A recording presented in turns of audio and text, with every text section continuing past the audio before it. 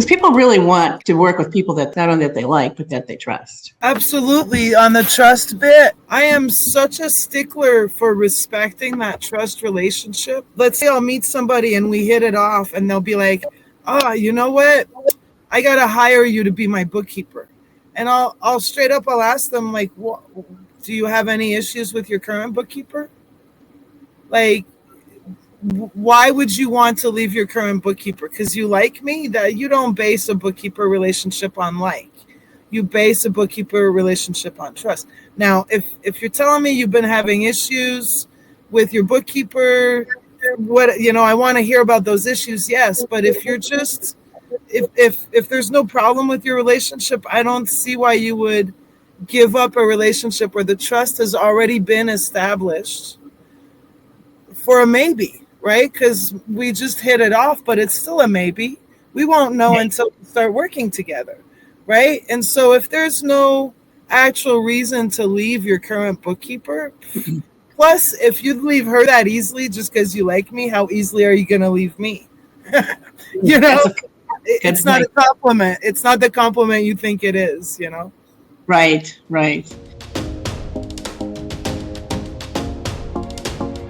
That's kind of something that we talked about, I think, last week, is that, we want to be in business with people we want to be in business with.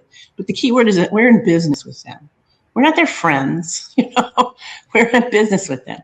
We want to make their business be all that it can be with whatever skills and talents we bring to the table.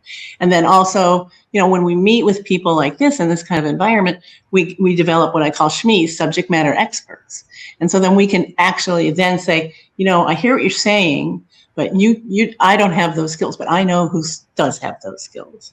So, so that's I can turn them to Unique, or I can give them to Karen if they're getting ready to, I'd like to learn a little bit more about what it means to sell my business, and what is the time frame around that, and those kind of things.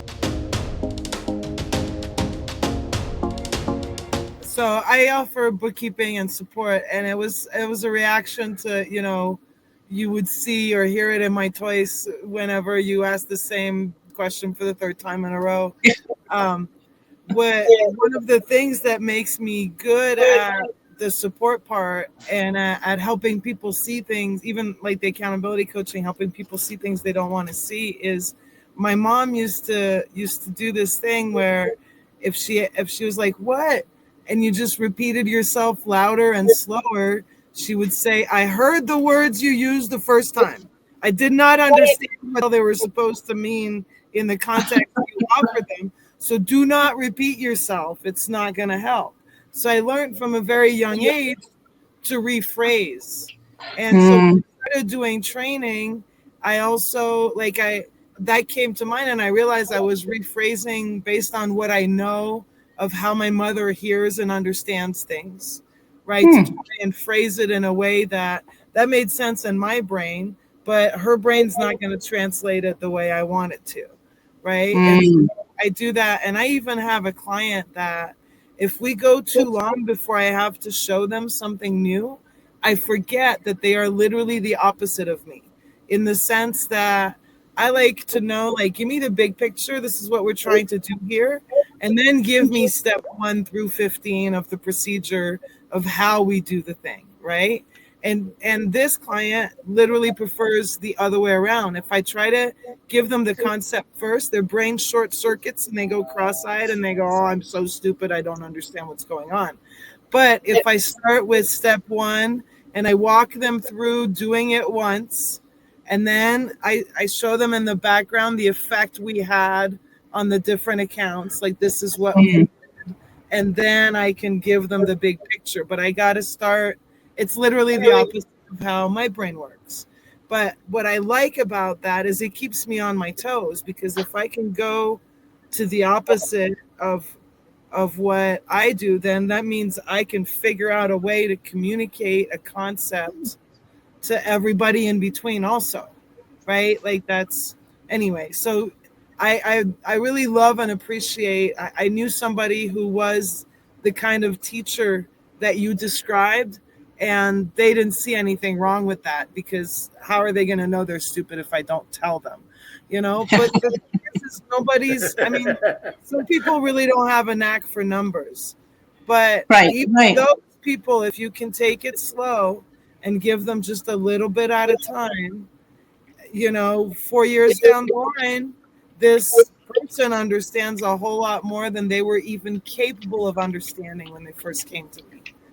But Yeah, yeah, that's a yeah, great point. I mean, I find that, in the kind of work that we do in EQ&I is that people are more apt to lean towards a visual representation. So a graph or a chart, or over a period over time can sometimes get that light bulb to go off in their head where they go, oh, okay, now I understand. yeah, But you're right. You have to just, know where they're at. yeah, and so it's kind of like how I view training an employee. If they don't understand, what if it's just I haven't found the right way to get through to them? Some people just don't have the gift for numbers, and that's just life. Accountability. We gotta come to terms with our limitations. But the majority of people, you just got to find the right approach, Right. and that means never repeat yourself. Always say it from a different perspective, from a different, take an example, like, try the visual, try the correlation to their business and what that would look Sure. like. Sure. I like stories, and I like conveying a concept so that Mm-hmm. I didn't teach you a thing. I taught you how to think about something. And so that concept can also be applied sometimes in the most unexpected ways. And those are For my sure. favorite client success stories. Not, oh, I got to do the thing you taught me. No, no, no. Remember that thing and we resolved it with this? Well, I was dealing with a completely unrelated situation, and the concept that we use came to mind, and I applied it to the situation, and it was worked out really great. That's a success story to me because I taught you how to think about something differently. Yeah, absolutely.